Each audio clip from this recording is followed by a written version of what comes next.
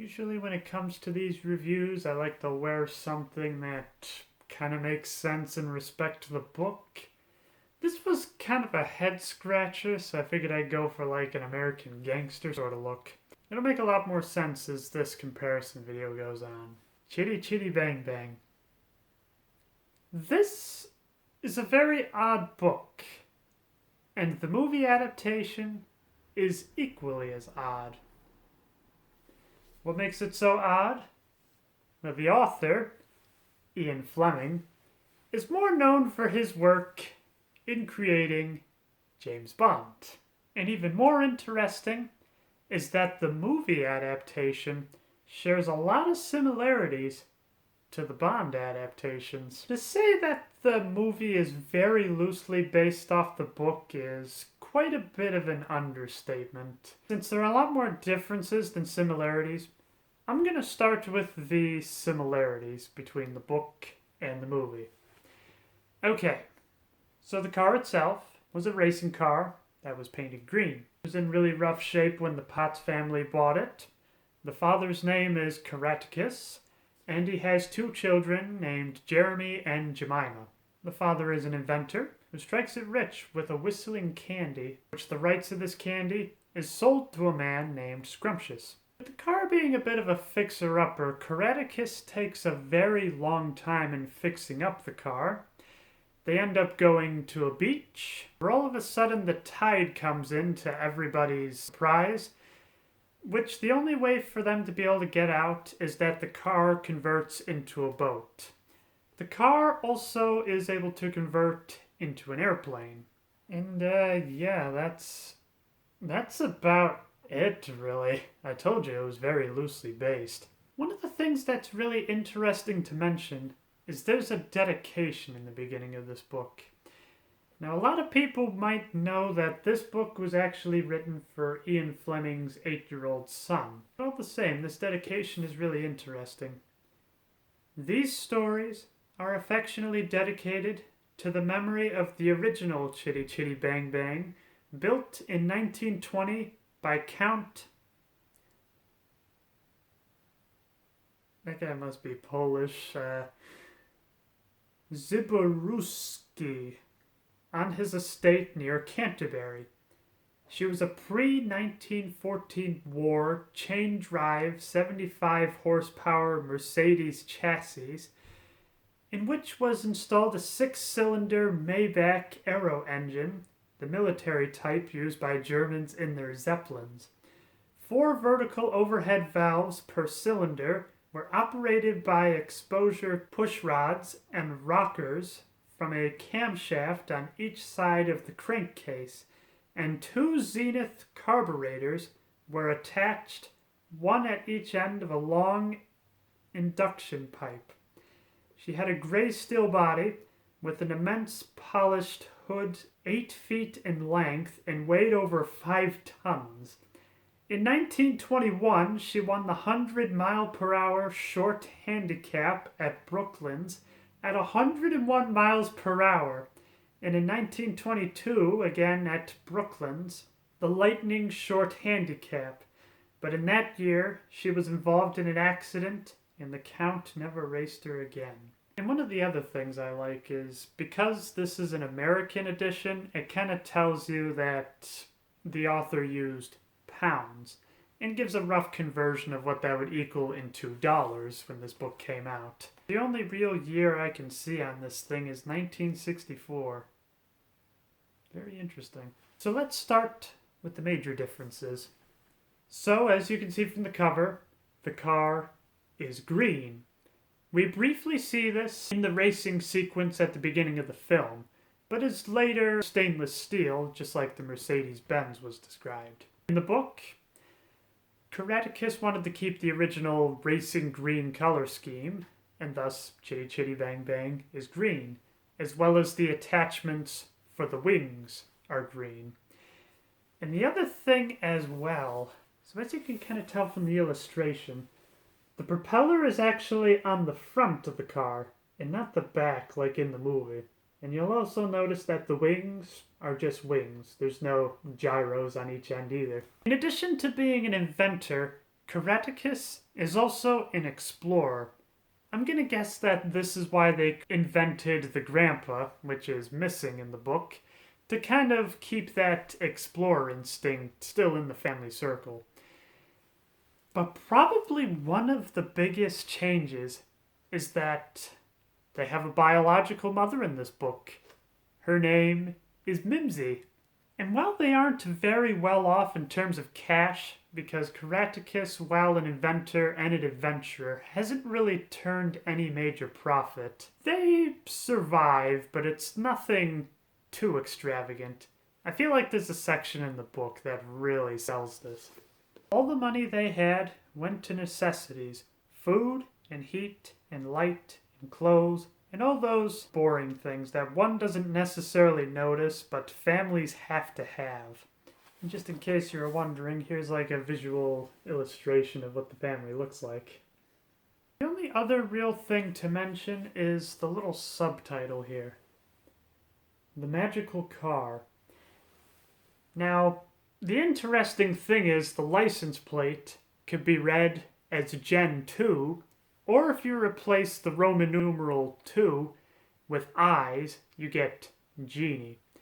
And on top of the car being magical, it's almost like it's alive, kind of like how Herbie was in the Disney movies. So I figure for now I'll just kind of give a basic summary of the story, and then along the way compare little things here and there about what the differences are. So we start out with introducing the family. So you got Caraticus and Mimsy, as well as their two children, Jeremy and Jemima. Caraticus is a person of very high spirits, and the crazy thing is he was also retired from Honor Majesty's Navy, which I find there is almost a little connection to James Bond, as he was also in the Navy as well. But maybe that's just a coincidence. And with some of his inventions, he's able to turn up a modest profit, but nothing too extravagant. After not really getting a whole lot, and some of the neighbors even joking, calling him crackpot, Caraticus tries his best to prove them wrong by making a fabulous invention that'll make a lot of money. So what he ends up making is this candy that can whistle. Now in the movie, they're almost like candy canes that have little holes drilled into them, and you play it and they record it. In the book, though, it's more like the size of a gumball with very small holes in it. And if you hold it between your teeth just right, you can get a very interesting whistling sound, as Jemima is demonstrating in this picture. Caraticus feels that he's got a pretty good seller on his hands, so he takes it over to one of the biggest candy manufacturers, Scrumptious. He decides to invite the whole family along, even having his children come by to demonstrate how the candy works. It doesn't take too much convincing before Scrumptious buys the rights to the candy right on the spot. And with that, he makes a ton of money. Now this is quite in stark contrast to the movie, where the candy seemed like it was a success, but it later turned out to be an utter failure. Instead, how Caraticus makes his money is that there is a nearby carnival where he tries one of his other inventions, an automatic haircutting machine. You sit down, they put like a bowl on top of your head, and then it kind of cuts around the edges. However, this invention also turns out to be an abysmal failure and destroys the first customer's head of hair. Caraticus runs away from this angry customer, rightfully so, and accidentally ends up in a dance troupe. In trying to play the part of a regular there, he actually puts on a very good show, and that is where he gets all the money he needs. Now at this point in the book, the family is pretty well off in terms of money, and one thing that they always wanted was a motor car. But as this is a very unconventional family, they wanted a very unconventional car. After a day and a half of searching, they come to an old, broken down garage. It doesn't really seem like there's a whole lot there at first, but the owner of it seems to have one prized possession, a wreck. that is hiding in the back. He was a great racer, known as the Paragon Panther. The company was only able to make one before they went bankrupt and closed their doors forever. So obviously it's one of a kind, but it was also a very successful racing car that a lot of racers over the years have had a lot of fun with. It's quite a fixer-upper though. There's not really a whole lot left to it, but the family sees the potential of this car and they want to buy it. Plus with Karatakis being an inventor, he can obviously bring it back to life. Now what's rather interesting is that the person that sells them the car says, "You will not regret this. You saved this car from the scrap heap, and she will be internally in your debt for doing so." They have it towed to their house, and Karatakis takes his time in restoring the Paragon Panther back to its former glory. Now, because the family is very well off at this point, the kids actually go to boarding school. Now, this is very different from the movie, in that Karatakis, as well as the two kids, were so poor that they couldn't go, so they would just run around the streets and learn where they could there. When they go to boarding school, Karatakis is able to finish the car. In taking it out of the garage for the first time, everybody stares in awe at the beautiful Paragon Panther, restored back to its former glory. But yet, there's a little something more to it. For example, there is a lot of dials and switches, most of which Karatakis doesn't even know the true reason for. In fact, he's a little mysterious in saying that the car almost wanted to have attachments of their own. After nights of going to sleep, he would often wake up and find that things that were on his workbench have disappeared into the car, as if Chitty Chitty Bang Bang is alive. With the whole family together again for the summer, they all attempt to go for a ride. At first, it doesn't seem very successful. The car itself lets out a chitty, chitty, followed by bang, bang. And then there's nothing. Karatakis tries again, same response. After quite a bit of adjusting, this particular sequence plays a few times, and then the thing starts purring like a kitten.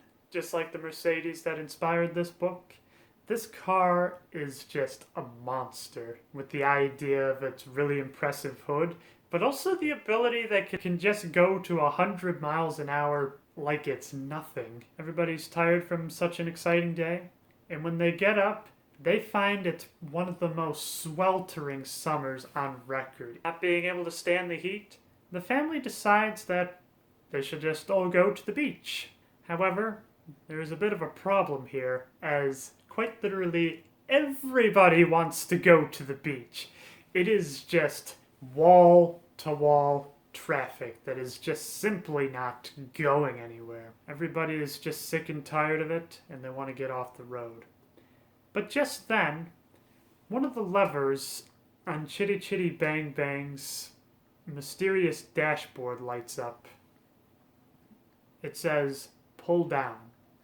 Karatakis, not really knowing what this lever would do, is a little hesitant and decides that it's probably not worth it.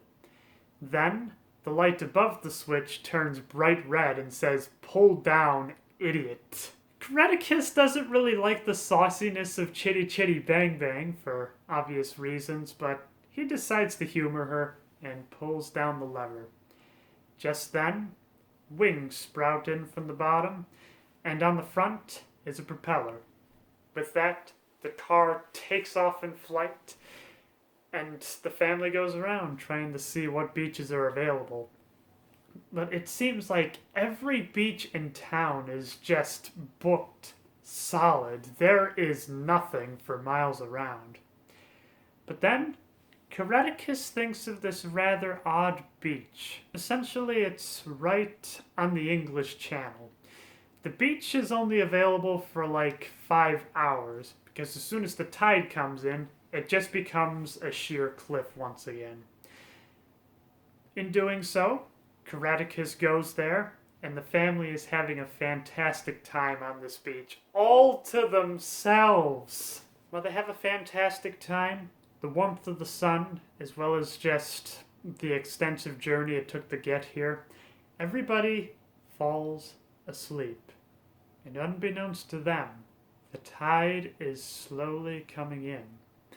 It would have easily overtaken them if all of a sudden Chitty Chitty Bang Bang's horn didn't all of a sudden go off and alert everybody that something was wrong.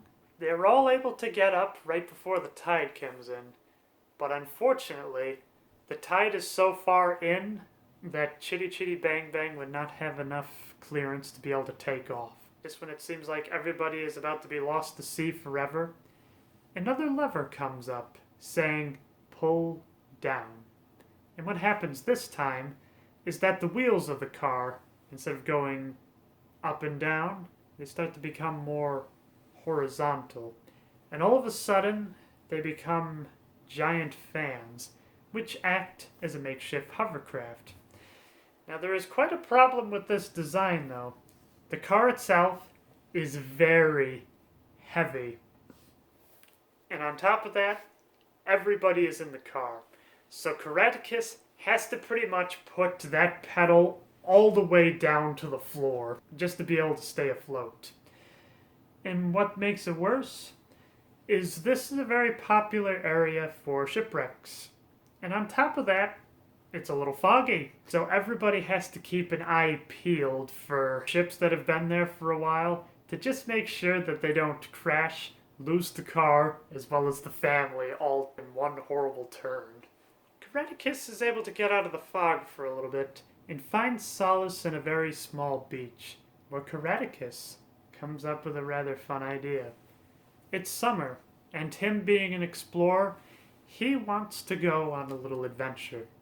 He figures the English Channel isn't very long, and they should easily clear it with the amount of gas that they have in Chitty Chitty Bang Bang, and they can just coast right along to France. Everybody's a little nervous about this because not many of them know French, they don't have any francs, and they're not really sure about the whole passport situation. But Karatakis is able to lay all their problems to rest, and they all agree that they're going to go straight to France. Now, it's still kind of foggy out there, and while they are free of all the shipwrecks, they have some very close calls with ocean liners that are also going in this area. When they get to shore, they find this cave. Since the tide is coming in again, and they don't want Chitty Chitty Bang Bang to be destroyed by the water, they figure there's got to be high ground just to make sure that no member of the family gets lost.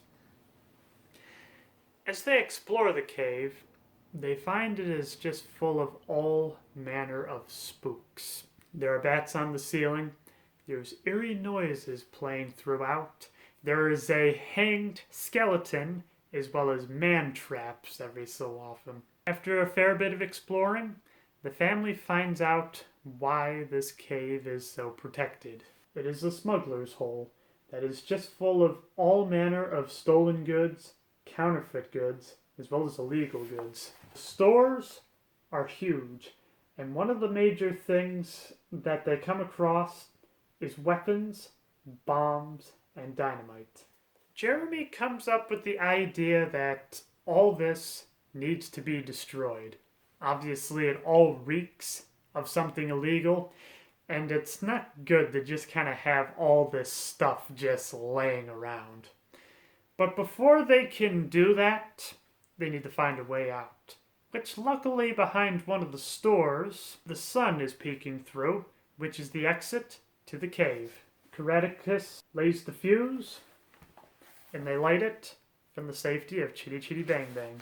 However, this does not go unnoticed, as what seems like a normal black sedan pulls up to watch. They actually block the path of the Pot family, and out come four rather scary-looking gangsters. Which that's the main reason I was going for the look I have here. So the head of this group is known as Joe the Monster. He's been wanted for all sorts of things for both England and in France.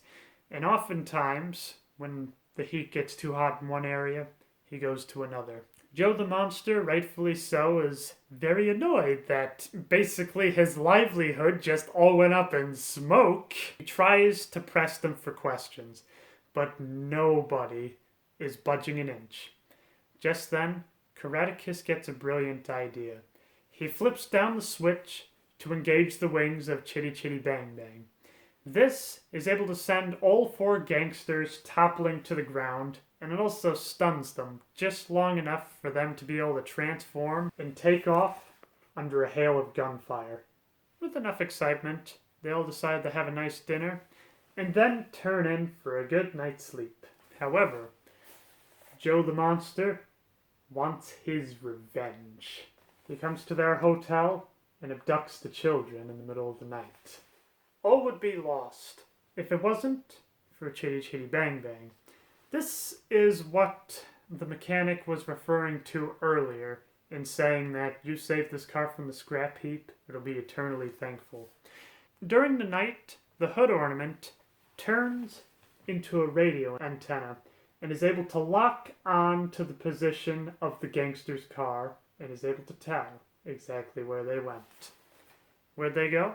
An industrial district, probably about an hour away from the hotel. Early in the morning, Chitty Chitty Bang Bang's horn goes off again, waking up Karatakis as well as Mimsy. Karatakis is the first to go out to the car to see what's wrong, and finds it weird that as soon as he gets right to the car, the horn stops. Just then Karatakis is thinking, something must be wrong. This antenna was not here before. And then Mimsy comes back with some very startling news. The children are gone. Luckily for Karatakis and Mimsy, the little antenna is just enough to be able to tell them where they are supposed to go. In fact, there are even times Karatakis says Chitty Chitty Bang Bang almost kind of takes over the wheel and starts driving for Karatakis at times. At this time, the kids get up for breakfast. They are greeted by Joe the Monster as well as Man Mountain Fink carrying their breakfast. Joe the Monster lays out his plan. What he's going to do is that there is a famous French chocolate maker known as Monsieur Bonbon, who has just been making so much money that he doesn't even have to keep the shop open full time. Now what Joe the Monster does is he says to take a 5,000 franc note to Monsieur Bonbon, and they are to buy a $3,000 box of chocolates. If they comply, they are let free with their parents, and they even get to keep the bar of chocolate.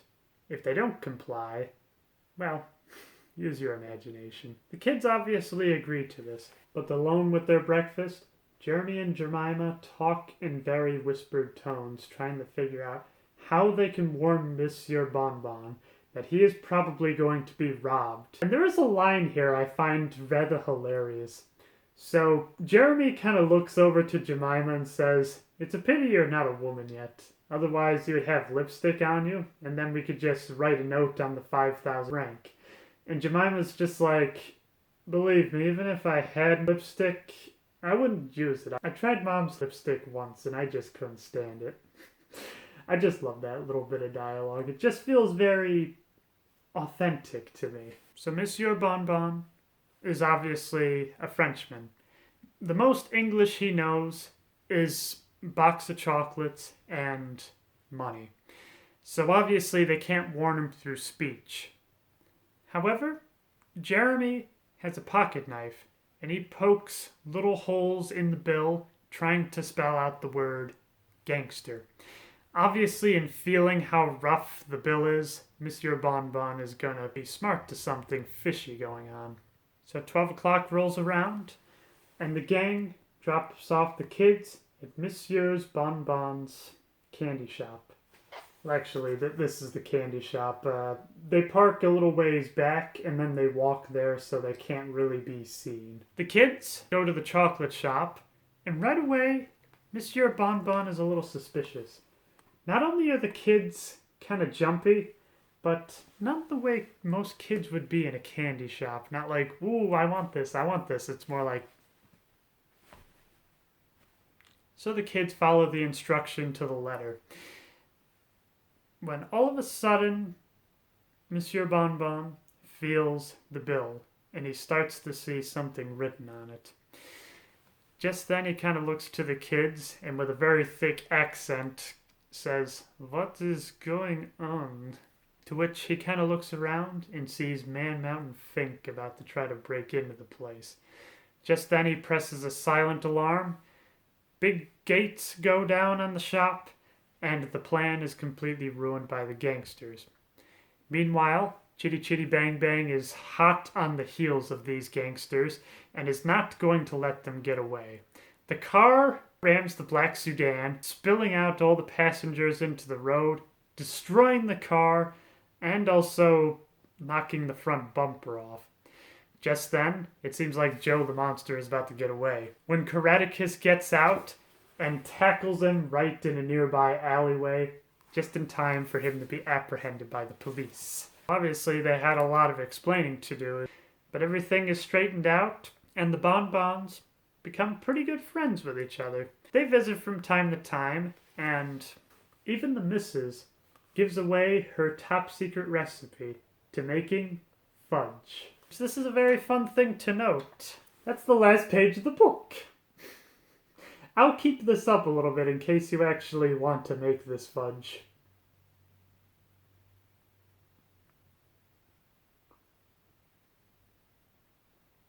So after that little adventure, Karatakis and Mimsy feel like they had enough.